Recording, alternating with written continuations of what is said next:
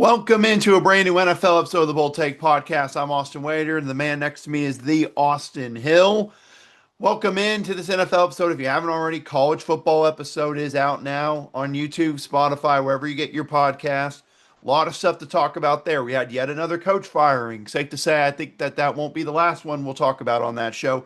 A lot of good, Agreed. entertaining matchups this weekend. As the man likes to say, a lot of good trap games this weekend for him, if I do say so Yeah, myself. So definitely go give that episode a watch or listen, however you view our show. But this NFL episode's down now.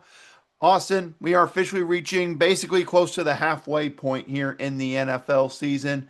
But before we dive into what we could see further ahead, we got to take a look back and see what we saw last week and as well as last night with our biggest winners and losers. So, from week 7 in the NFL, who do you guys your biggest we'll go loser. What's your biggest loser from the NFL? Uh, I hate to say this, and I hate to do this to you, but I'm going to take the Pittsburgh Steelers as Fair, my very valid. biggest game from this week. While I do think that Joe Flacco and the Bengals could be a good match until Joe Burrow gets back, and they could rival for a playoff spot. After their Week 6 performance, it felt like it might take some time for this Bengals offense to kind of find its groove, even though Joe Flacco maybe seems like the better option.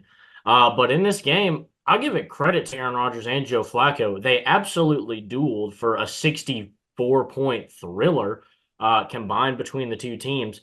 Um, but really, for this, again, I feel like we talk about this a lot so far this season with this Steelers defense, even though they're sitting at 4-2. It feels like they've made a lot of moves, paying a lot of guys a lot of money, and it feels like they can't get the stops like they should. It seems like this is a defense that has played well below the expectation. You look at Joe Flacco, 342 yards, 3 touchdowns. Chase Brown, 11 carries for 108 yards. How about a big game? Shades of Chase Brown back when he was at Illinois. And then Jamar Chase, 16 receptions for 161 yards and 1 touchdown. It just didn't feel like they had answers defensively when really the talent and, the checkbook would say otherwise. Yeah, I want Terrell Austin fired. I want him off this team, but again, I want to remind everyone the Steelers had the option between Terrell Austin or Brian Flores as their defensive coordinator. And Mike Tomlin chose Terrell Austin because he was his buddy. Really working out well for you, Mike. I'll add some stuff in there. You kind of hinted at, but I'll say it. Bengals, worst rushing offense in the NFL, had 142 yards in this game. Bengals offense that could barely get over 200 yards of total offense had 470 yards in the game. And it felt like it was just Jamar Chase over and over again. I mean, I felt like I had seen this clip from NFL Films. If I find it, I'll put it in here where it's like it's a drunk Panthers fan at a Cardinals game when they're playing the Cardinals. He's like, they're gonna throw to 11, Fox. They're gonna throw to him every play. Cover the, won't finish word for what he said, but he said, cover the guy. That's basically what I felt like. And I'm like, they're gonna throw to number one every chance they can. And that's why they brought Joe Flacco in, so they could do that there. For me, I'll take a different direction, and we'll talk more about them later, but I think it's got to be the New York Giants. I'll just leave it at that from what we're going to talk about in a little bit because that was major disaster what happened on Sunday afternoon in their game against the Broncos. But now let's talk about the good one. Biggest winners from week 7 in the NFL. What do you like here? I'm going to go with a clash of two teams at the top of the NFC. I like the Lions getting that 24-9 victory over the Buccaneers. Baker Mayfield and this Buccaneers offense looked kind of red hot, and not necessarily that they played bad, but held to 9 points here. And this was a big bounce back win. We talked about last week with the Kansas City game, kind of a letdown for the Lions. The Chiefs were coming off a loss. And this was your chance to continue your run and show how dominant you were. You lose, you take your second loss of the season, fall to 5-2. And then you come into this matchup where even though you're at home, Tampa Bay could come out guns blazing as they played well all season so far. But in this one, you don't keep it close, and you kind of, again, show everybody, especially with the way Jahmyr Gibbs played in this game, that, this is still one of the best offenses and one of the best teams in the NFL. Yeah, absolutely. I'll take a different one. I'll take a team that somehow, despite everything not going their way, everything continues to go the way. I'll take the 49ers beating the Falcons on Sunday Night Football. Christian McCaffrey was the entire offense, and it worked out well for the Niners for him. Over 200 yards of total offense for him. And a defense that has been decimated by injuries shut down what's been a really solid Falcons offense the last couple of weeks. So I got to give San Francisco that. Despite everything that's happened to them, they're a 5-2 football team and atop the NFC West still. But let's get into this week 7 slate really quickly here. We already talked a bit about Steelers and Bengals. I already mentioned some of my facts.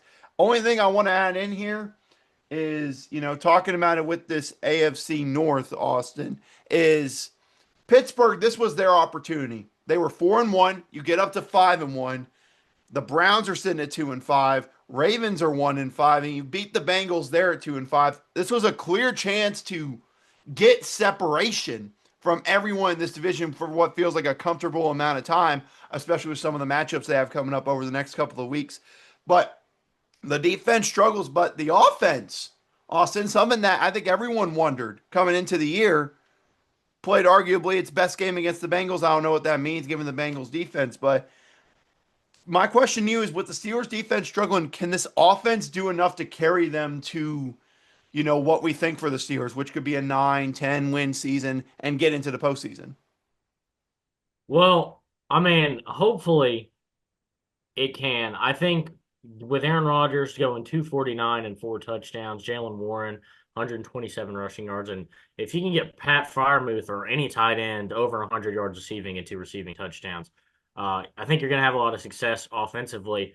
Um, but look, this offense didn't get it done. It wasn't enough to win against, like you said, this Bengals defense, which we've had questions about for Mm-hmm. some time. Um, so I would like to think that these numbers would show that consistently over time you're going to win more games than you lose if you can play like this. Um, so I'm going to say yes, but obviously the tape against the Bengals, not the best. And like you said, this is a chance to really separate yourself. And what kind of feels disappointing about this and a letdown spot about this is, yeah, the Bengals are right there behind you now at 3-4. This is a lot closer than they were before this game. Uh, and now you think about coming out of the bye week, we're going to see Lamar Jackson come back for the Ravens. Mm-hmm. And if there's any chance for the Ravens to turn the season around, it starts this weekend. And so you feel like you said, this was the opportunity to start to kind of run away with this division, give yourself a clear-cut win. And not only is this a loss and it gives everybody a chance to catch up, but even more importantly to me is this is a loss in division. You think about Yeah. tiebreakers potentially for the division at the end of the year. Division record's going to be a big thing that people look at, like how well did you perform in division? I think that's one of the first tiebreakers. Say there is a tie for this division. You got to look at how you performed in the division. And this was a tough one to lose. One it definitely felt like they should have won. Yeah, and the Steelers, it's going to be a dogfight for their schedule the rest of the until December. I'll just go ahead and say this is the Steelers' schedule from this week on through November. Host Green Bay, host the Colts, at the Chargers, host the Bengals, at the Bears, and host the Bills. Those are all games where I think you look at it as, yeah, they could potentially lose every single one of those games, or they could split the difference, come out of it at least being solid. But yeah, this was a clear chance for momentum, and they blew it. And this is good for Cincinnati on the front with Joe Flacco and them. Can they build momentum now? Because remember, all Joe Flacco's got to do is get this team till the final 3-4 weeks of the season and put them in position where Joe Burrow can come back and get hot to end the year and get him in the postseason. Do you think Joe Flacco can do that for the Bengals? I mean, I absolutely think he can. I mean, you think about what Joe Flacco's kind of been as a quarterback the last few years in the NFL.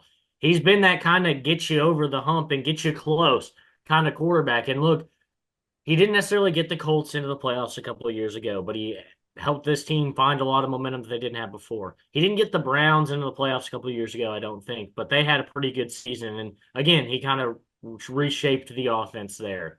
So I don't necessarily, he's good enough to keep this team on pace and keep them close.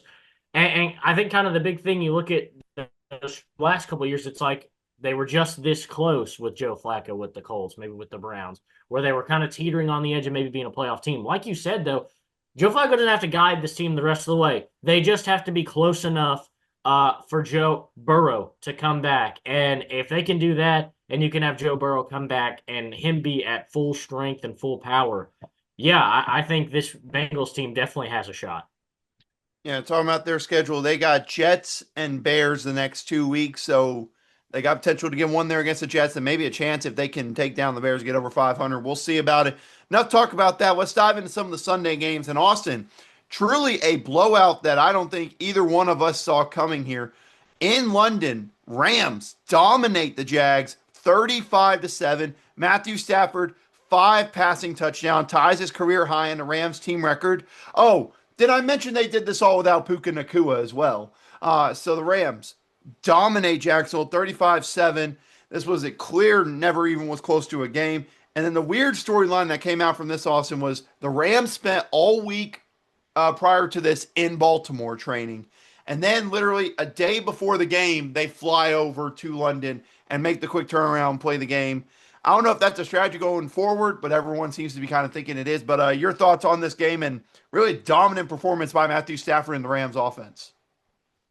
I mean, yeah, it definitely seemed to have some benefits to it. We talked about thinking about a lot of these guys playing for Jacksonville. This is your, third, fourth, fifth, sixth, maybe time making the trip overseas. Like we said, the Jaguars, this is a pretty much a home away from home game for them.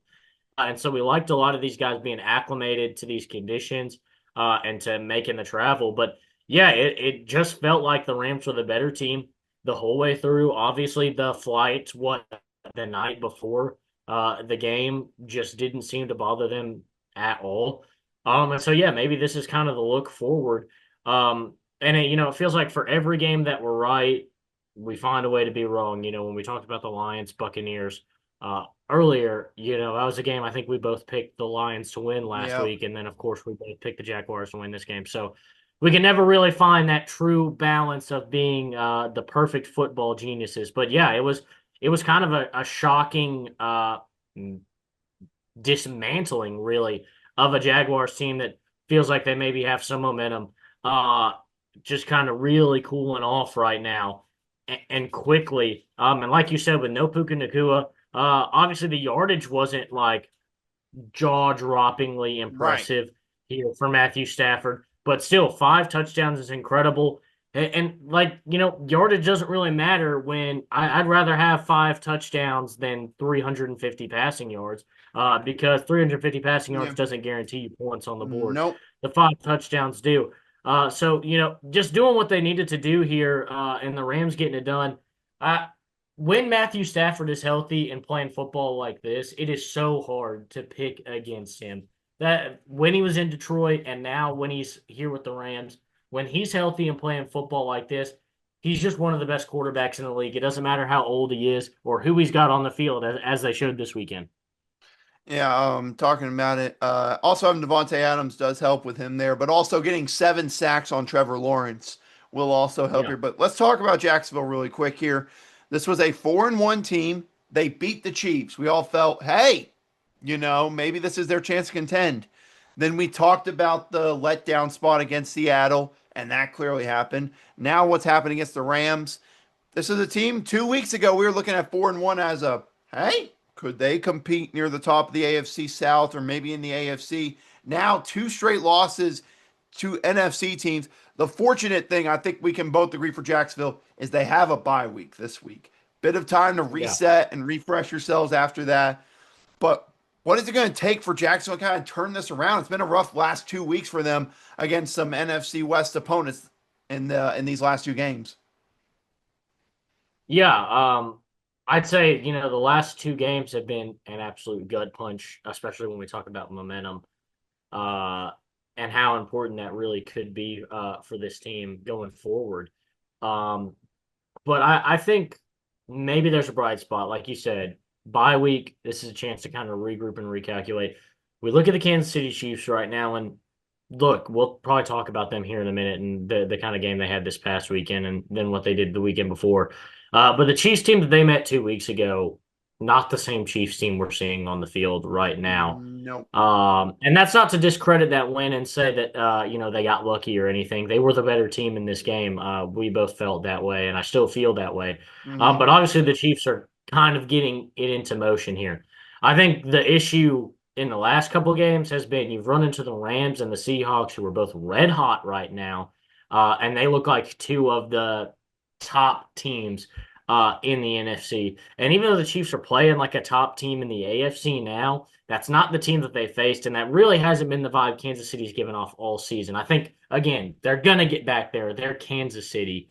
They've still got all the pieces. They've got Patrick Mahomes. This team is gonna get back to the top of the AFC.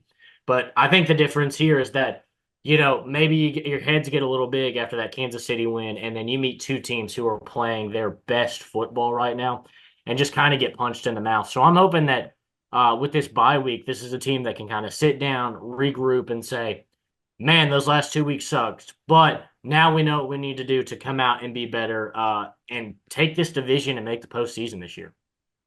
Yeah, I think so. We'll see what Jacksonville can do coming out of the bye. Like you talked about with the Chiefs, what a performance they had against the Raiders. We won't go into too much detail, but Chiefs won 31 to nothing against the Raiders. It was never really in question. First game back for Rashee Rice. It seems like this Chiefs offense is slowly getting back into rhythm, kind of like you said, with the way they performed here, with all of the players getting involved and everything. And it looked really good here. Defense looked solid. And the question I have for you is not about the Chiefs because we're going to talk about the Chiefs the rest of the year. I think that's something we can both agree on. It's about the Raiders. I think this is a team. Pete Carroll got hired as coach. I think me and you both said that's an awesome hire for this team that could help them win instantly. Then they trade for Geno. We thought that was a good move. They had Amari Cooper and then the sudden retirement by him to start the offseason. They draft Ashton Genty. We think, okay, maybe this team won't be like great, but we would expect good performances from this team. And I'll be honest with you, the offense the last really 2, 3 weeks has just been, if no one else will say it, I will. I mean, just been pathetic for this Raiders team. So my question to you again is, what do you do with this quarterback position? What you do with the Raiders? Because Geno just got paid a lot of money. Geno's still on a very high contract, but you have the running back in Ashton Genty. So my question to you is just about what does this offense do? I don't think there's anything you really can do right now. Like you said, your hands are kind of tied with Geno Smith at quarterback. And look, I hate to be the I told you so kind of guy because obviously we just talked about how we can be so wrong sometimes. But look, when we talked our NFL draft and we did our own mock drafts, even when the news was swirling in after bringing in Geno Smith that this team was locking in on Ashton Genty, I pitched and I pleaded not just for the Chicago Bears to get Ashton Genty, but for this team to still go quarterback at Yep. 7. Um, this is exactly what I was worried about locking yourself into with Geno Smith. And I love Geno Smith. I've loved him since college. I think it's awesome, kind of the turnaround he had the last few years. But right now, it's just not getting the job done. And because you can't throw the ball at all, Ashton Genty can't get anything going. And I'm not saying that one of these rookie quarterbacks would have just come in and completely changed this team, but at least you'd have something to look forward to. I just think right now there's not a whole lot Ashton Genty's going to be able to do on his own to turn this team around, especially in such a pass-centric era of NFL football where really throwing the football and having your quarterback going can help a whole lot more than just having a great running back. And obviously, clearly, even with the great running back, the Raiders haven't been able to do much, put up absolutely nothing against Kansas City. So I think you're kind of stuck here. If I was this team, I'd just play Geno out this year and just kind of see what happens because who else do you have on this team? Is Aiden O'Connell still here? No. Kenny Believe Pickett? it or not, the backup quarterback is a former Pittsburgh Steeler and Kenny Pickett, who got some action Kenny in this game Pickett. against the Chiefs. So Kenny Pickett is the backup quarterback. So maybe go Kenny Pickett. But I don't know how much life there really is in this team at the quarterback position without being able to make some kind of big swing on somebody. Um, I just really wish, seeing what we're seeing now from this team, I wish they had gone quarterback. That's what I really wanted them to do. That's the big need for this team is even if again, even in a perfect world where Geno Smith is playing MVP caliber football, how many years does Geno Smith have left of playing MVP caliber football after this season? Like one, Two, two, 3 maybe, years? probably, I'd say. Yeah. Um, I just don't know what the ideal was here. There were a lot of great running backs in this class, a lot of guys who were seeing happy success later on in this draft that you could have gotten your hands on. I just think the bigger need for this team was on the O line and at quarterback, and I think this team kind of made a big mistake. Hopefully, they can recover this offseason. I'd hate to see Aston Genty get trapped in Vegas and just not have success because of how talented he is. But right now, yeah, it looks like draft day where they had a chance to kind of help their quarterback room. They may have kind of shot themselves in the foot, at least in my opinion. Yeah, I just looked up Geno's contract just for reference for everybody. He did sign a 2 year, $75 million extension with the Raiders whenever he got traded there from Seattle. So he's due 24 million this year, plus 16 million in a roster bonus, 26 next year. There appears to be an out potentially in 2027. And I tell you what, they better have an out by 2027 because if they don't, he's due $39.5 million in 2027 if he's there. So I would really recommend them trying to find out by then. But like I said, they're kind of stuck in a position. I don't want to give up on them completely yet because something that's hurt them the last 3 weeks, I will say. Brock Bowers hasn't played the last 3 weeks. He's been dealing with injury. Agreed. They need to get him the football more whenever he does get back from injury. I think he's supposed to either get back for them maybe next week against Jacksonville, I think. They also have a bye this week, so they don't have to kind of rush him back. But we'll see what the Raiders can do here.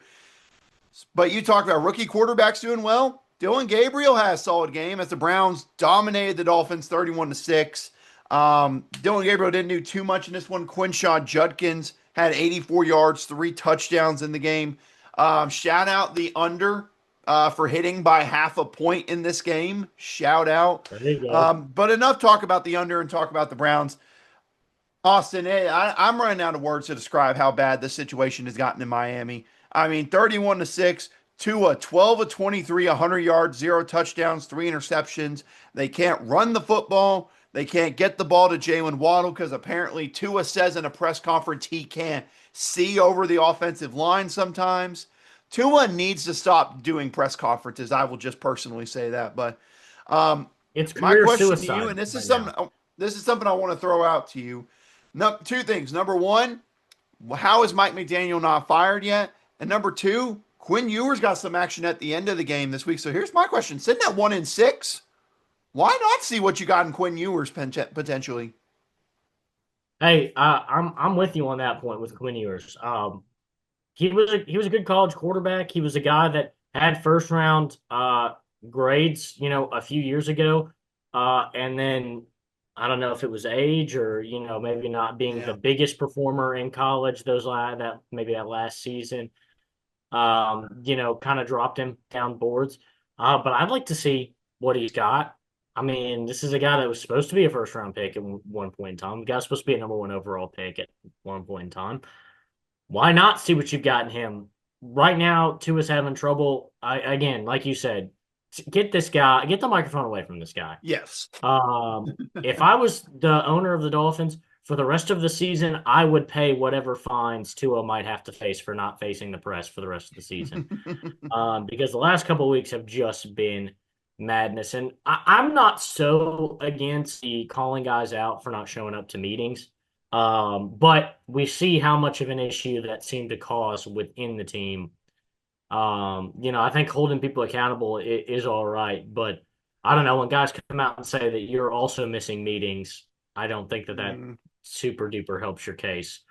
Um, but yeah, I with Mike McDaniel, the one good thing I'll say is maybe ownership and management in Miami can see how good Mike McDaniel is. I like Mike, again, I'll say it every time we talk about this. I like Mike McDaniel as a coach. It hasn't gone his way in Miami. I've expected him to be fired after every single game this season. Um, but I think he's a good coach. He's an offensive genius. he's got the right kind of personality. He really buys in and believes in his guys. That's what's worked so well for him and Tua as far as their relationship goes. Um, so I guess hats off to ownership for maybe seeing what they've got in the coach, because they haven't always given him the best product to put on the field. I think that's obviously another issue that the Dolphins have had. But yeah, I mean, does this mean we might see a post Tua era Miami Dolphins that's still coached by Mike McDaniel? Does he get a chance to coach the next rebuild? Uh, who knows? But yeah, I would take a chance on Quinn Ewers. It literally could not hurt. If anything, it might help save your job if you're Mike McDaniels. Because if he comes out and plays super duper well, then you might just bench Tua for the rest of the season. Maybe so. Talking about chances of Mike McDaniel getting fired, if you will walk with me, I have a strategy here. So they play Atlanta this week. If they win that game, he's probably around at least another week. He lose, it might change my scenario completely. But they play the Ravens on Thursday Night Football next week. My thinking is if they lose to the Ravens in that game at home, you'll have all the rest of the Thursday through Sunday, off, and then the whole next week to prepare. My thinking is if they go like 1-8 or 2-7 at one point after that Ravens game is when we'll probably see it. Because their bye week's not till week 12, which is right before Thanksgiving. And I'll just be honest with you. If Mike McDaniel makes it to Thanksgiving, I will be the most shocked man on the planet. Again, I owe nothing against Mike McDaniel, but it's a business where if you're not winning, you're not probably going to be around long. So Yeah, the it's way just it's gone unfortunate. has not been Yeah, indicative of another contract. yeah. I mean, it's not that I want him to be fired. It's just like I said, it's just you haven't seen the results. So I think it's absolutely fair to talk about there. Another thing to talk about from Sunday, man, oh man, we said it was going to be a shootout, Austin, and by golly, did we get a shootout. Dallas wins it 44-22 over the Commanders. High scoring affair. I mean, I don't know what else to say. Dak Prescott, his fourth straight game with 3+ touchdown passes, tied his own team record that he had set before. And look, this Cowboys offense continues to look great.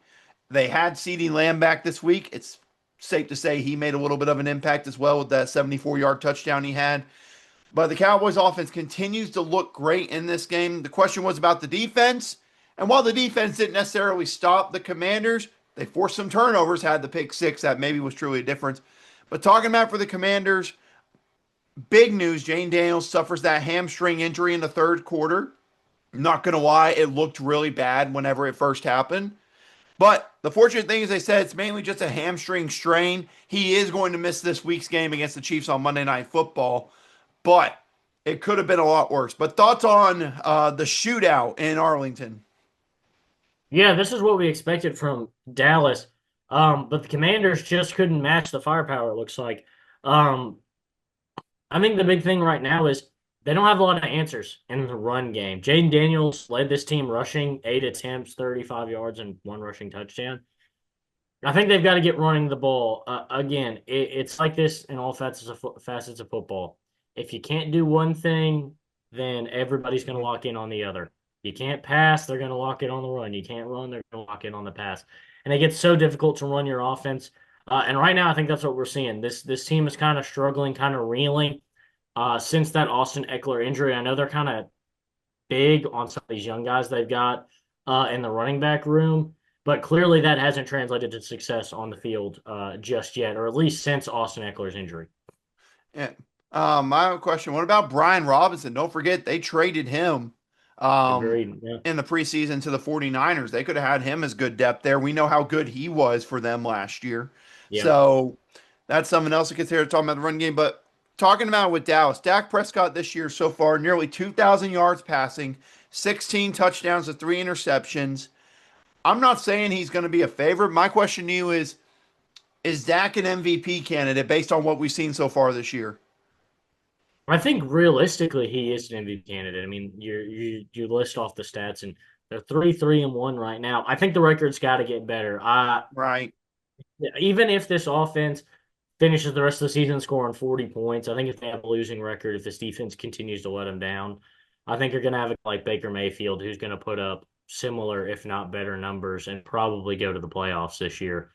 Um, so I think the team overall is going to have a little bit more success, or his stats are going to have to translate a little bit more to winning.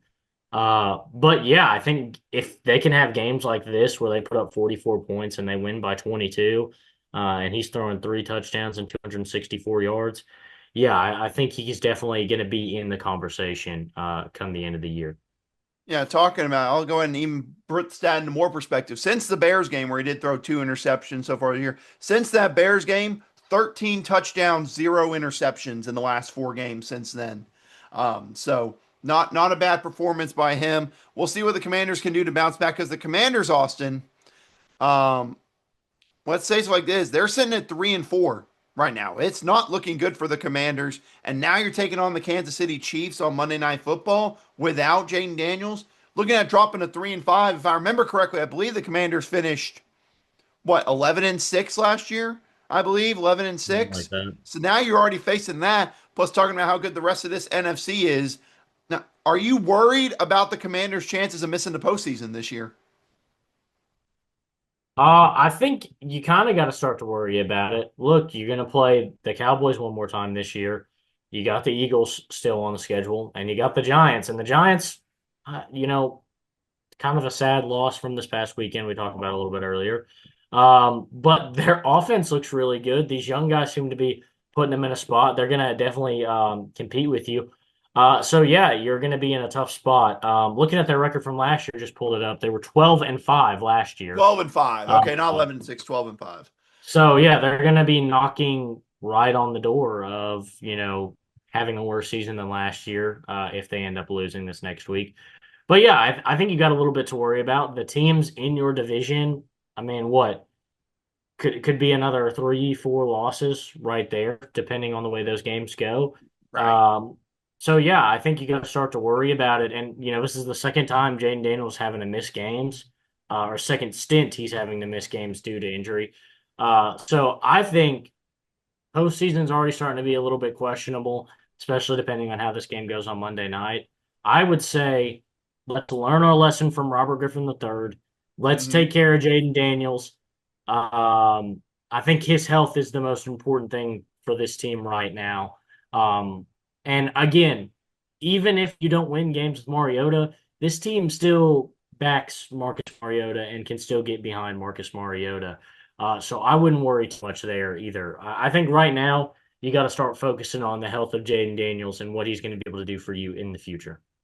Yeah, talking about after the Chiefs matchup, they play the Seahawks on Sunday Night Football, who have looked great. They play the Lions on Sunday, the Sunday after, who have looked solid. Then you're at Miami. Then you got your bye week, but then you're taking on the Denver Broncos, who have also looked solid. So, I mean, there's a realistic possibility we're looking at them being 4-7 entering December. And to me, if it gets to December and we're 4-7, if I'm the Commanders and I'm like, if Jaden's still not 100%, I'm like, maybe we should just. I know you never want to just throw in the towel on a season and never give up, but if you get to that point, 4-7, it's December. You basically have to win out to even have a shot at a wild card. I would consider looking to just let him get 100% healthy for next year. At least that's just my opinion on it. Agreed. That's kind of where I'm thinking. I'm thinking right now, and especially like you said, 4-7 in December. I think you got to be thinking about Jane Daniels and his future. This is an organization that I know we're under now, new ownership and new GMs and new coaches, but this is a lesson that not just the Washington Commanders should be learning, but every team should be learning about how to take care of your quarterback. Because obviously, what we saw out of Robert Griffin III and his limited time before his injury was honestly unreal. And it really was. But now, Austin, let's get to the game everyone's been talking about from this week. Broncos with a unbelievable, stunning comeback win over the Giants, 33-32. All 33 of Denver's points coming in the fourth quarter of this game. I believe it's the most points after being shut out through the first 3 quarters in NFL history, as far as I know for that. So really stunning there. Now, some when you look at it, it's like you think, okay, Giants were up 26-8. We're up 19-0 there in the fourth quarter. Everything looks to be going their way. How many teams have really blown leads like this? Well, NFL teams, ready for this, Austin, had won 1,602 straight games when leading by 18 or more points in the final 6 minutes. The Giants led 26-8 with 6 minutes left. And somehow Denver not only won this game, they won it in regulation.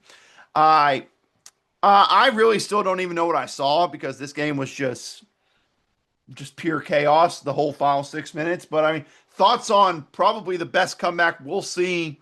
Who knows what we'll see the rest of the year? I mean, yeah, it was awesome for the Broncos, and this is kind of what we expect from this team with the way they played last year. They're going to be a team that's a challenge for anybody. Um, but it just kind of feels like maybe the youth of the Giants got to them here.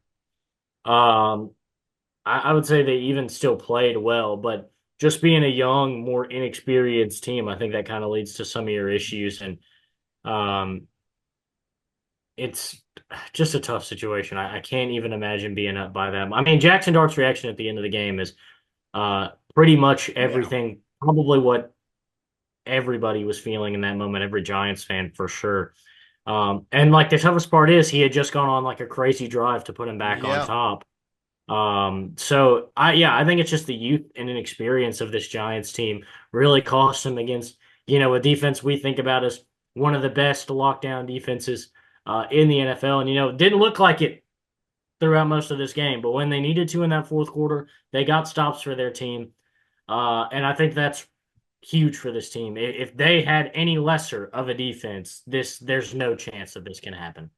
Yeah. My thinking comes down to also play calling when it comes to this. I mean, I think back to you're up 26-16 with less than 5 minutes left. Clock is running facing third and five. Broncos have, I think, one timeout at this point. Why are you throwing the football with Jackson Dart? Why are you not running the football, wasting more time, then punting deep and making Denver go the length of the field again to try to make something happen? Instead, you throw it, it gets intercepted because Jackson Dart's trying to make a play happen there, as all rookie quarterbacks are trying to do. And Denver gets the touchdown. Bang, it's 26-23 in the blink of an eye there. Uh, I will say this. I love Brian Daboll as a coach. I kind of hope he sticks around. There's a part of me that does. But this is inexcusable, and I'm amazed he's not fired for it.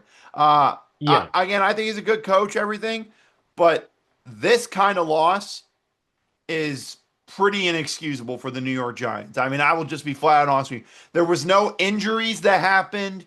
No, like, well, if Jackson Darda came back or Cam Scatterbu had played. No, no, they had their chances and they just completely blew this football game. And I swear every single week with the Giants, we go from, oh, they're back, Brian Dayball safe to, okay, is his job on the line to, oh my gosh, they beat the Eagles. Okay, they're good.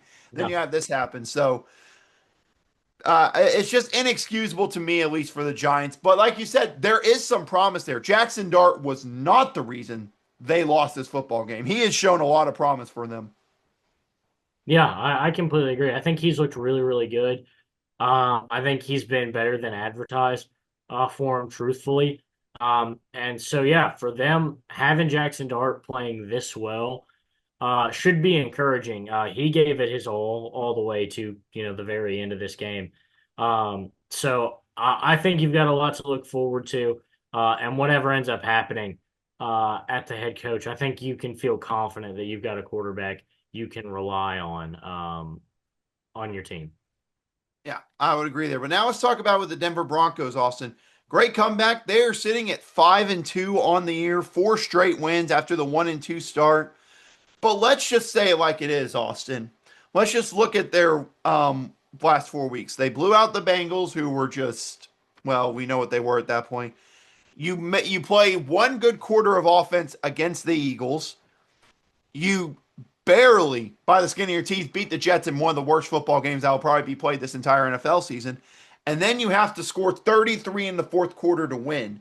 So I know they're 5-2 and all that, but is this any concern to you over the last 3 weeks that we really have yet to see a full game, a full quality game for this Denver Broncos team at 5-2 now? I think I'd be a little bit worried. I'm definitely not saying they're out of the clear. They're into the clear yet, but Um, the defense has been pretty solid in all these Hmm. games, which is super helpful. Um, but I think hopefully, though, like you said, not a complete game, all your points being scored in the fourth quarter. Hopefully, though, this is the fourth quarter, the end of this game. That momentum for the offense can now carry on to the start of the next game. I think had they not had this kind of explosive fourth quarter offensively, I'd be worried because the offense really has been a pretty big letdown so far this season. But I'm hoping that with this kind of boost here in this burst of offense in this fourth quarter of this game, that these guys can now find their footing and maybe function a little bit better offensively for the rest of the season. Yeah, and they're going to get tested in this next game we'll talk about in just a little bit. One more game, and then we're going to add a little bit more about some of the primetime matchups here. The Colts, Austin, continue to look like probably the best team in football, beating the Chargers 38-24. It was never really even that close. Don't let that final score tell you that. It was a domination. Colts' best record in the NFL at 6-1 now. And Jonathan Taylor, speaking of, if only he was a quarterback, I'd consider him a legitimate MVP candidate because, well, we know how they feel about non quarterbacks. But he is tied for the most touchdowns with 11 through 7 games in team history. Not only that, you've got Daniel Jones playing good football. You've got great defensive football being played. I mean, I'll say like this, Austin. Is it time? And this is something I think a lot of people have been saying about is like, oh, the Colts, yeah, right. Like, this is just a fluke start. We'll see it happen. Is it time for us to be like, you know what? Maybe this team can be a 1 seed in the AFC. I mean, it would make sense for this NFL season, but thoughts on the performance by the Colts? Yeah, I think they're playing great football right now. And look, we're seeing this reemergence of Jonathan Taylor with this passing game opening up here in Indianapolis. But look, I think we got to stop acting like this is, a fluke. And I think we need to start looking at that big season that Daniel Jones had with the Giants that got him the big money. Um, let's remember that I kind of think maybe these teams might be a little more similar than we think. You think about all the success Saquon Barkley had that season. He was fully healthy. Daniel Jones was fully healthy. These teams pushed into the playoffs. I think Daniel Jones having this kind of solid force at running back, kind of like he has in Jonathan Taylor now and like he had in Saquon Barkley then, is a huge help. And offense, obviously, great offensive line that's allowing this run game to go, keeping him protected. He's not the most mobile quarterback, and he's allowed to just play good quarterback. Yeah, I think they're certainly feeding off each other right now. But yeah, the Colts right now they've got an answer at quarterback at least for this season, and I think right now 6-1, like you said, nearing that halfway point in the season, we've got to start looking at the Colts as a legitimate, maybe not a legitimate Super Bowl contender just because you're the 1 seed. We'll see how you play in the playoffs, Right, but right. certainly they look like they're going to be the top team in the AFC right now. We're one of them. Yeah, I think it's safe to say it would be a major shocker at this point if the AFC South was not won by the Indianapolis Colts. I think that's something we could both agree on there. I look forward to in a couple of weeks. They play the Chiefs and they in Arrowhead. And I think they're legit now, but I think that's the game where people will look at them and go and they go into Arrowhead and win and be like, "Oh, Mhm. dang. Shoot. Okay, we got to take them serious now." Uh but really a good win for them. We'll see if they can keep it up. Team maybe keep an eye on with the trade deadline coming up, which is something we'll talk a little bit about here in a few more minutes. I'll only talk about it a little bit more because we talked a lot about it. Tampa Bay struggles offensively against Detroit on Monday Night Football, 24-9 game. Jameer Gibbs was awesome. My takeaway for you, Austin, is the entire Lions secondary was out in this matchup. All whether it's injuries or suspension, for Brian Branch for what happened after the Yeah. Chiefs game, obviously. But their entire secondary was essentially out. And I think that's something where me and you probably, I think, would agree on like, well, how the heck is Detroit going to stop them? How are they going to be able to stop? Well, then we remember, oh yeah, Aiden Hutchinson's healthy again. So, and I want to give credit to Kelvin Shepard, the new defensive coordinator who's come in from Aaron Glenn. That might be one of the best coordinator jobs I've seen in a long time, what they did to Tampa Bay on Monday Night Football defensively. Yeah, they did a great job. And look, I'm not going to make excuses because, like you said, Detroit was definitely missing the pieces on defense. But Tampa Bay obviously missing their top three wide receivers in this game. Well, they got Mike Evans back for a Not for very long, short though. amount of Not for time, long. and then he went out in the game, missing Bucky Irving. And while Baker's been able to make that happen, yeah, like you said, they had the scheme that nullified Baker Mayfield, uh, who's been like the X factor for this offense, like we've talked about so many times. And you basically had to put it on the second string offense. I mean, everybody else out there is basically a second stringer minus the offensive line. But yeah, Yeah. they did the right thing. I think, like you said, this is a great job constructing and scheming this defense in a way to cancel out Baker Mayfield and put a ton of pressure on the bench guys to make plays who haven't been terrible this season. But yeah, when you can take Baker Mayfield out of the equation and put it on the backs of some of these other guys, yeah, it certainly led to this kind of result. Yeah, absolutely. One thing I want to add here before we talk about the Thursday night game, I hinted at it. Austin, trade deadline is coming up November 4th. We're getting close to it. We have some teams who have clearly kind of asserted themselves near the top of the NFL and could be looking to maybe make some upgrades to make that late push into the postseason. So my guess is, I guess my question for you is kind of a twofer. It's number one, who are some guys you think that could move at the deadline? And number two, who do you think are some teams that could be active? Whether it's trading away guys or acquiring pieces. I think over the next couple of weeks, like you said, it's getting close. We're not quite there yet. But I think depending on how Baltimore kind of comes out of this bye week, um, could shape kind of how this team's going to be. Um, I think there'll be a little bit of buyers and sellers, if you want me to be honest. I think now is the time right now for them to ship off Mark Andrews. I know he's been a great piece for them, but Isaiah Likely is slowly becoming that tight end one, and Mark Andrews is not helping his case by having kind of a stinker of a season so far.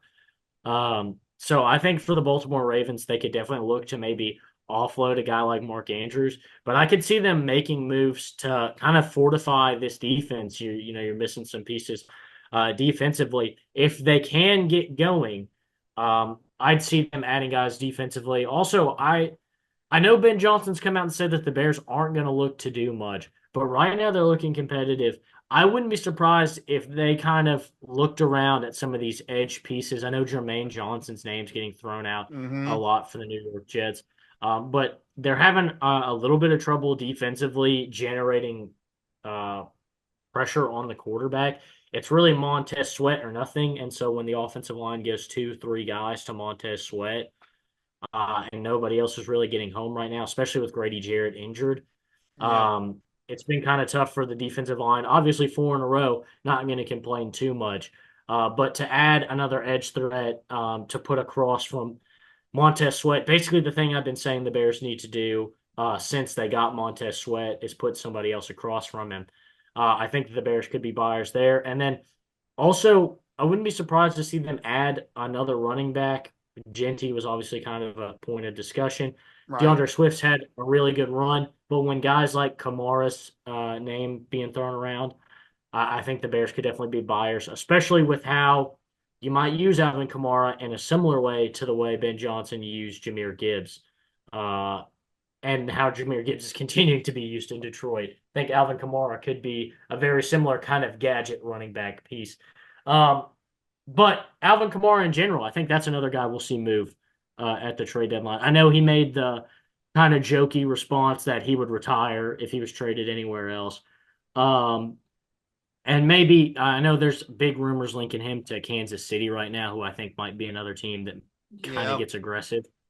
Um, and maybe he doesn't want to play in Kansas City, but I could definitely see there being situations where Alvin Kamara would be willing to depart from New Orleans. I think he's too good of a player to spend the rest of his career on losing Saints teams. Yeah, not only that, I would keep in mind for the Saints, Chris Olave. I mean, let's face it like it is. He's been a solid receiver, but it's just been a rough time for him in New Orleans. I think that's one guy to keep an eye on. I will say for the Bears, if they can't get Kamara, we'll see what happens. I think there's a couple of good options you could get to kind of, get some more depth at running back. Keaton Mitchell for the Ravens, I think could be one. Jerome Ford for the Browns, obviously with Quinshad Judkins looking good, I think is one to keep an eye on. Um, I'll tell you one I'm interested to keep an eye on is Tariq Woolen in Seattle. It's been very clear there based on what's going on that him and he's not matching Mike McDaniel's scheme for what he wants there. So that seems like one that could be kind of one because Tariq Woolen was a great draft pick. He's been a great corner. He really just doesn't fit what Seattle's doing right now. So that's why I think the main move could happen there. Um, Obviously, let's keep an eye on the Tennessee Titans. Roger McCreary, Arden Key, Calvin Ridley. I think are names to keep an eye on here. Logan Wilson for the Bengals. Don't forget, he just recently requested a trade. The team leader for the Bengals. And the Bengals clearly are trying to go younger at linebacker. So I think he's one to keep an eye on. Hey, Cowboys, I think you could use a good linebacker. I think you could go after Logan Wilson. I think that could be Yeah. one. Um, Um, Michael Car- yeah, Michael Carter as well. I think is one to keep an eye on for the Eagles or yeah, the absolutely. Falcons or someone. And I like what you said about Jermaine Johnson. I think Jermaine Johnson's a really intriguing guy to keep an eye on for it. But the main one to me is Tariq Woolen. Tariq Woolen's the like big one that I could see, maybe Detroit grabbing him or Philly grabbing him or maybe even Tampa Bay grabbing him. Yeah, and just to throw one more name out, because I feel like it's probably the most obvious name, and we both just refuse to say it because it is so obvious. Trey Hendrickson, and obviously one went down Yeah. this offseason. Um, I know the Bengals have kind of been coy about it, and they've said, "Oh, we're not gonna shop him. We're gonna try and make something work this offseason, or we're Right. just gonna let him walk." BS. Yeah. If San Francisco comes knocking on your door, which is very likely, San Francisco will come a knocking. Yeah. I bet they've got something that you might just buy. And San Francisco is desperate enough on the defensive line after the Nick Bosa injury that I think they give up a pretty package to make Trey Hendrickson, who I think could be like the perfect replacement uh, for Nick Bosa. Yeah, I think so. Another thing, keep an eye on. Let's talk about. I don't think it'll happen, but one that I think is a unique option to consider. Jalen Waddle, I think, is a guy that we could Yeah, consider. I don't think it'll happen personally, but I think he's an intriguing one. Miami at 1-6. They really aren't getting him the ball a lot. We know how explosive he can be in the right offense. Um, if and it's just an intriguing one. Obviously, I would want the Steelers to get him because I'm completely biased, for obvious reasons. Um, I will say this: I want to throw a curveball at you. I don't think they do it, but again, because I don't think he get traded. Jalen Waddle to the Giants, I think could be something. Jackson Dart gets a confident young receiver to kind of build some confidence with for the future. Of course, if they fire Dayball, then that probably will change things dramatically for what they do there. Maybe yeah. it could be an off-season acquisition, but they beat Philly this week and they're like, hey, let's try to compete. Jalen Waddle to the Giants, I think is a move that makes sense. But like you said, Trey Hendrickson's the obvious one. It's like they probably won't do it because they want to make a deal happen. But let's remember, they couldn't make a deal happen this offseason, so they signed him to just a cheap 1 year deal as you're free to walk in free agency after this. So why not get something for him? I'll tell you another one that could get him. The Indianapolis Colts, I'm sure, would love Trey Hendrickson on that defensive line with DeForest Buckner. I think they would Yeah. love for that to happen. So, again, we will see what happens at the trade deadline here. A name that I've heard a little bit about, I think the Jets would be idiots to do it. I've heard small rumors about Brees Hall potentially being moved. I don't think they Interesting. should do Yeah. it because he's a solid 1,000 yard rusher. I mean, he's on pace for it, I think. Um, but you talked about with the Chiefs kind of getting more depth in that running back room. If they really wanted to, I think they could go after him. Chargers, I think, would be one that would gladly go after him, given how desperate they are at running back. Hey, stop that. I have Kamani Vidal on, I have him on the fantasy team, and he, another 19 points this weekend. Chargers, don't. He's good. He's doing really good. He No, had a 100 Chargers, and I something need you to yards. pick up a running back. Pick He up had a a, running back, he had a please. touchdown. He's good. He's all good. I like Kamani Vidal. Tez Johnson, big weekend this week. Those would be two Yeah. huge wire pickups for me. Yeah. But But we, no, yeah. In all seriousness, Brees Hall could have some value, but to me, that would signal a total reset under Aaron Right. Glenn. And if They're you're going ready to trade to. him, then that would mean trading Garrett Wilson away as well. Agreed. I think at that point you cash in all your best assets, young, old, whatever, for everything you can get, and really try to reshape this team under Aaron Glenn. Yeah. Well, you kind of hinted at with Kamani Vidal. Thursday night football happened last night as we're recording this on Friday. Chargers destroying the Vikings 37-10. Um, Heartbreaking for those who had the under. I had the under in this game. It was a heartbreaking ending Mm, there. But Gutted. look, story of the game, let's say it like it is. Chargers back to having a ground game. Kamani Vidal had a great game. 200 yards rushing for the Chargers again. Joe Alt was back for them. You could tell that had an impact. Herbert was solid. And the big thing, the defense had a field day with it. So we'll talk more about Minnesota in a second, obviously, given this. But I mean, you hinted at with Kamani Vidal, Chargers trying to get some momentum back and build a little bit back after the struggle the last couple of weeks. Yeah, Kamani Vidal looks good. He's had kind of his second bigger game here. They'd like to find some more success in the run game. But yeah, they're doing a great job. Herbert's just been dealing all season. He continues to do that.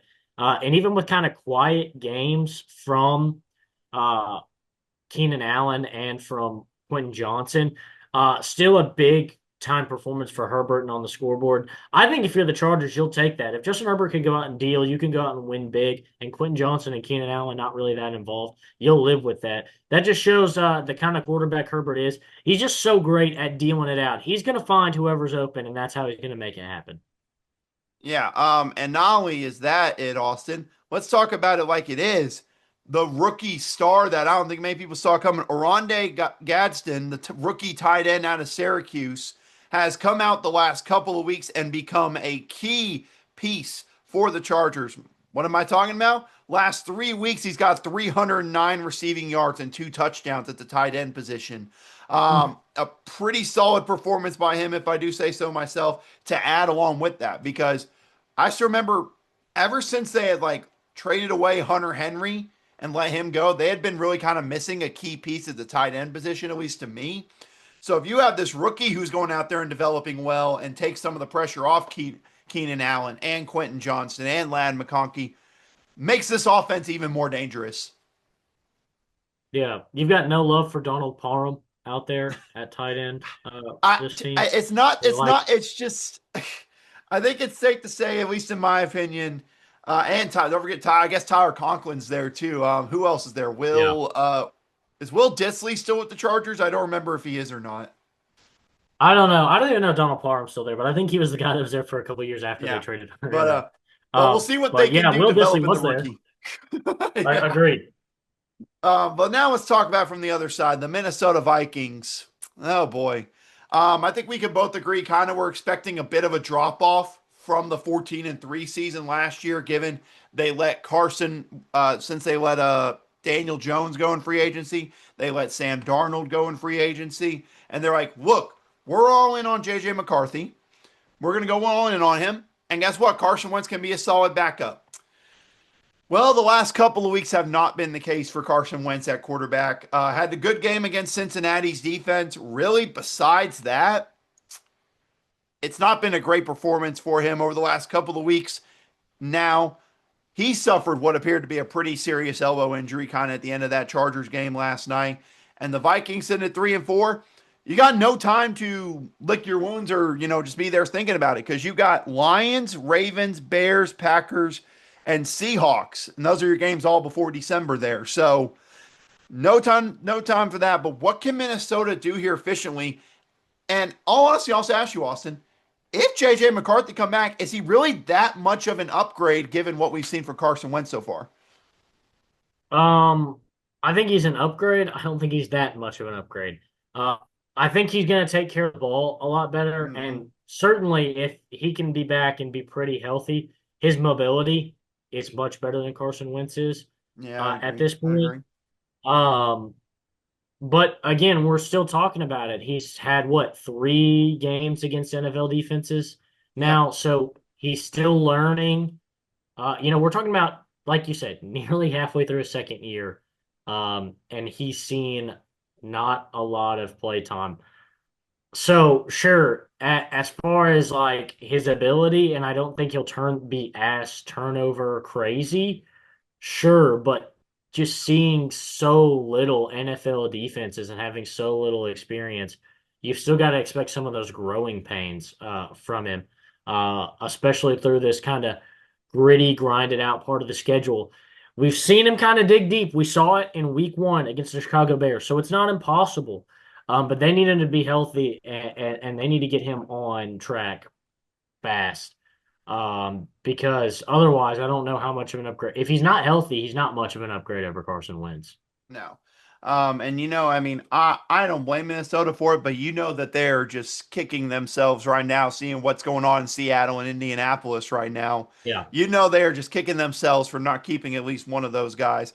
And I get the Sam Darnold one because when Seattle offered him 100 million, Minnesota's like, we're not giving him 100 million to be our yeah, quarterback for maybe like emergency quarterback. Now, Daniel Jones, on the other hand, could have been that guy, but nonetheless, it's a rough game for Minnesota.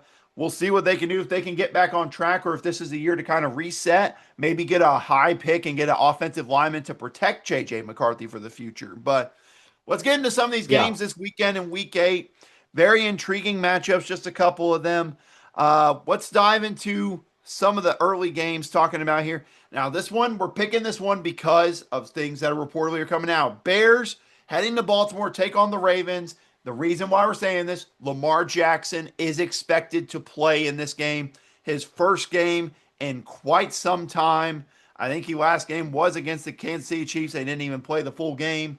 So, my question to you, Austin, obviously, I know where you lean with the Bears, but what do you think we'll see from Lamar Jackson this first game back from dealing with that injury? I think hopefully we'll see the best Lamar Jackson we've seen so far this season. A little bit more confident, a little bit more composed. Um, and again, kind of what we just talked about with the Bears. He should have a field day kind of in the pocket and running the football because the Bears have just not been able to generate pressure. Be a great game for that to change for the Chicago Bears. I don't know that it will.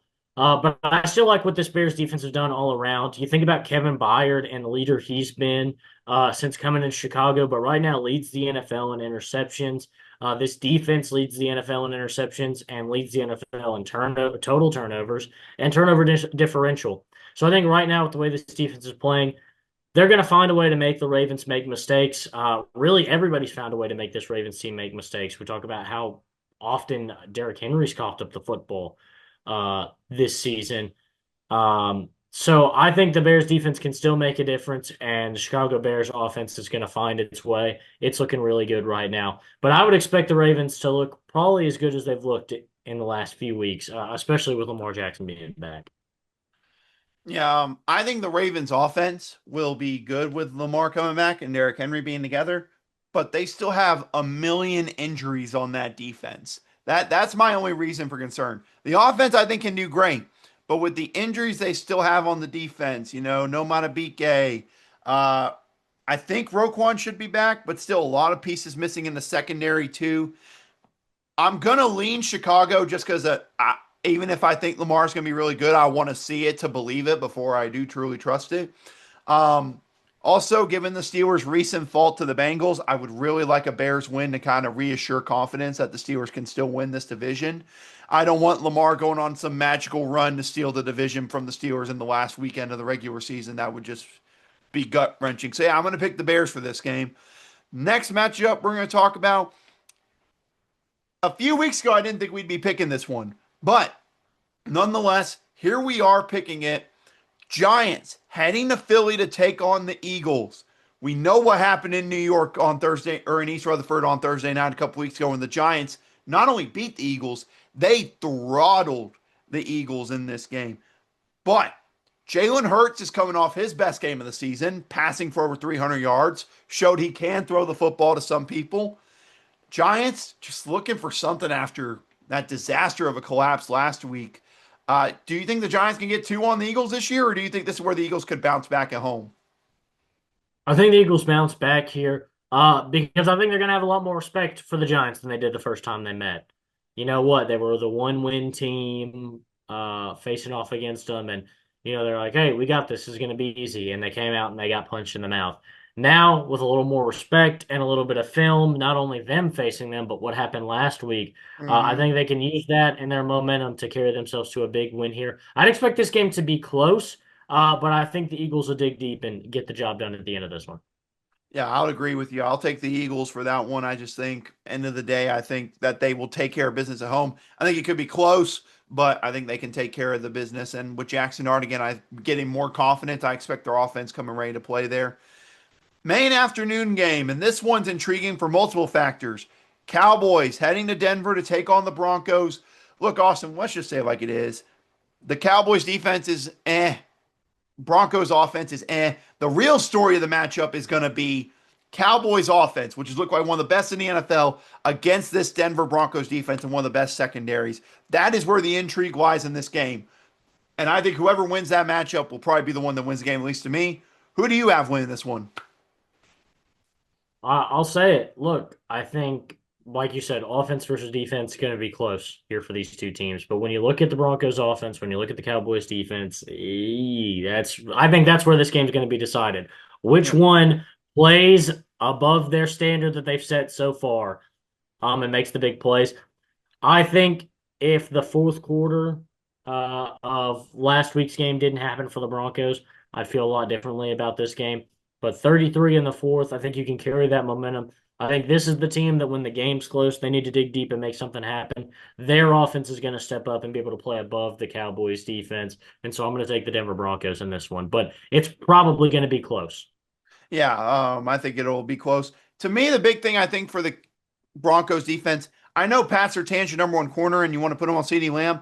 I think you need to put Pat Surtain on George Pickens in this matchup. George Pickens has been a great spark plug for the Cowboys offense this year. So I really think if they're smart, I would put Surtain on George Pickens and not let him get any plays down the field, kind of take Pickens out of the game. I think that helps out a lot when it comes to the Broncos defense there. I don't know if they will do that.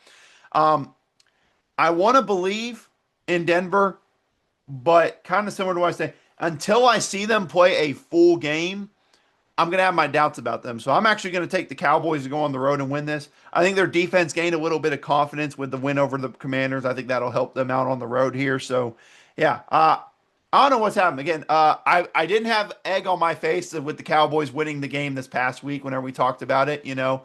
But Yeah. I'll take Dallas to win this game over the Broncos. Now, Sunday Night Football, and what could be probably the ugliest Sunday Night Football matchup ever when it comes to jersey wise, because the Steelers are wearing those disgusting throwbacks with the tan pants against the Green Bay Packers all white uniforms with the white helmet, the white jersey, white. They said there'd be too much yellow on the field if they wore their normal uniform. So this will be an ugly uniform matchup, but Steelers Packers on Sunday Night Football here for our Sunday Night Football preview. Aaron Rodgers taking on his former team. I have a feeling that storyline is going to be said a lot on Sunday, leading up to the game. Steelers looking to bounce back. Green Bay coming off a nice comeback win over the Arizona Cardinals. Who do you have on Sunday Night Football? I'm going to take the Steelers in this game. I think the Packers are playing good football, but they've kind of had weird struggles against teams you don't really expect them to. Against Dallas, you had the tie. Like you said, the comeback against the Cardinals, the loss to the Browns. Kind of find themselves playing weird football right now. And maybe that's just playing down to the level or playing up to the level of their opponent. Not always the best thing you want to be doing there. But I think the Steelers defense, we're going to see a better defensive effort. They're going to slow down this offense. And uh, if the Steelers can keep the success that they had on offense last week, I think they can win this and win it big. I don't think it'll be that big of a differential, though, but I think the defense for the Steelers finally comes alive in this game, and we really see what they're supposed to be playing like. Yeah, I didn't know who you were going to pick in this one. I didn't know were you going to go with Aaron Rodgers or the Green Bay Packers. I didn't. You was basically you're Yeah, damned if you do and I'm damned if you shooting don't, no myself matter either what. way. I'm shooting myself either way. Right now, it better helps me if the Packers lose this game. So I'd rather the Packers lose the game.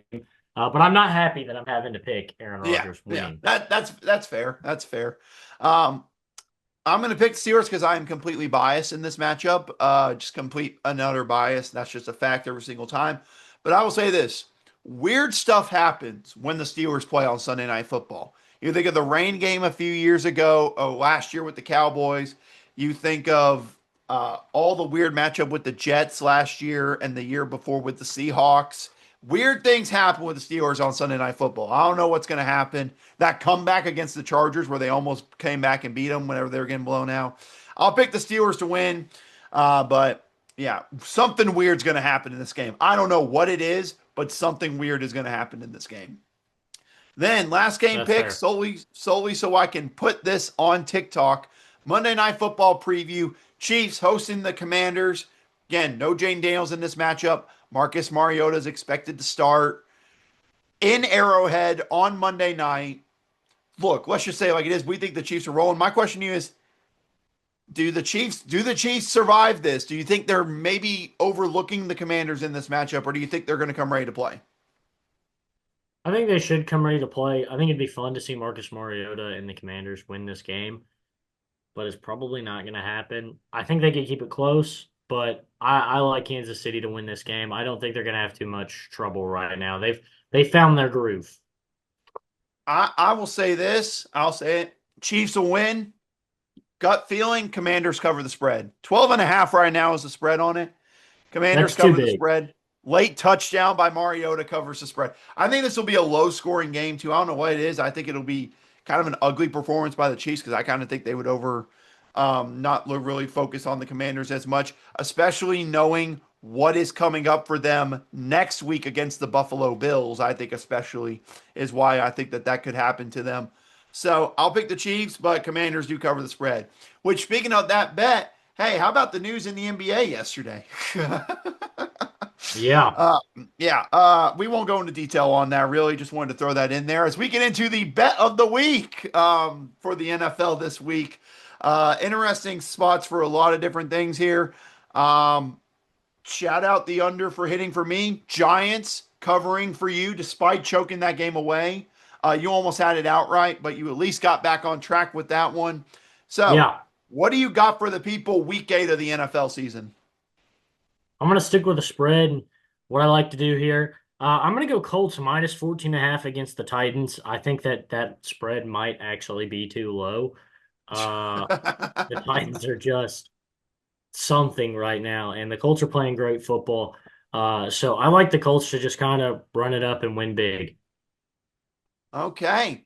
I'm about to say, we'll see if they can do that. Again, we'll see if they can continue to look like, dare I say, the best team in the entire NFL. I think we can both agree so far through this season. For mine, there's a couple I'm looking at, a couple I'm intrigued by, but at the end of the day, I think, why not? I haven't done an over in a hot minute. So you know Ooh, what? Let's have some fun. Let's go Bengals Jets over 44.5 in this one. I think wow. you'll see the Jets offense have some success against that Bengals defense, especially with Logan Wilson not being 100% in, Trey Hendrickson being the only two things. Plus, the Jets really don't have anything to cover T. Higgins if Jamar Chase is covered for Joe Flacco so we can get the ball to T. Higgins. I don't think it'll be insanely high scoring, but I think the 44.5 will get hit and the over will hit in that one. So I'll take Jets, Bengals over 44.5. And then, of course, you got Austin spread with the Colts minus 14.5. That is going to do it for this episode of the Bold Take Podcast. Again, if you have not already, tune in to the college football episode. Give it a watch or listen, however you view our episodes, and get ready for another weekend of football. But let's leave it one last thing, Austin. As we're recording this today, World Series begins tonight. Blue Jays hosting the Dodgers. Great game 7, by the way. I don't want to say we told you so for Mariners Blue Jays, but we told you so about what that series could be. Yeah. So give me your prediction for the World Series. What do you see happening in this one? Uh, Toronto in 5. That's all I have to say. Ooh, I'll take Toronto in 6. I'll take Toronto in 6 for that one. Very clear. Nobody root for the Dodgers. This No. is where America is rooting for Canada this week. But that's going to do it for Agreed. this episode. That's Austin Hill. I'm Austin Wader. We want to thank you for watching.